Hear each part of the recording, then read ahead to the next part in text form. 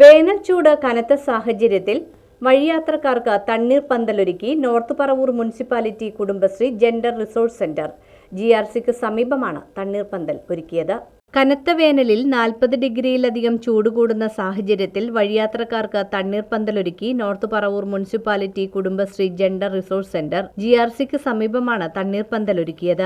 North Paravur CDS chairperson Pushpalatha വിജയന്റെ നേതൃത്വത്തിലുള്ള വിപണന മേളയോടനുബന്ധിച്ചാണ് തണ്ണീർപന്തൽ പരിപാടി നടത്തുന്നത്. കമ്മ്യൂണിറ്റി കൗൺസിലർ പ്രഷീദ, CDS അംഗങ്ങൾ, വിജിലൻസ് ഗ്രൂപ്പ് അംഗങ്ങൾ, CDS അക്കൗണ്ടന്റ് MEC അമ്പിളി തുടങ്ങിയവർ ഈ പ്രവർത്തനത്തിൽ പങ്കാളികളായിരുന്നു. കുടുംബശ്രീ സ്നേഹിക ഹെൽപ്പ് ഡെസ്കിൻ്റെ ആഭിമുഖ്യത്തിൽ 11, 12, 13 തീയതികളിൽ മാസച്ചന്ത നടത്തുന്നു. അതിനോടനുബന്ധിച്ച് കനത്ത ചൂടിൽ ദാഹിച്ചു പറയുന്ന അംഗങ്ങൾക്ക് സൗജന്യമായി സംഭാരം നൽകുന്ന ഒരു പരിപാടിയാണ് തണ്ണീർപന്തൽ എന്ന പരിപാടി. ഇത് നമ്മൾ തുടർന്ന ദിവസങ്ങളിലും നടത്തുന്നതാണ്. സൗജന്യമായിട്ടാണ് സംഭാരം നൽകുന്നത്.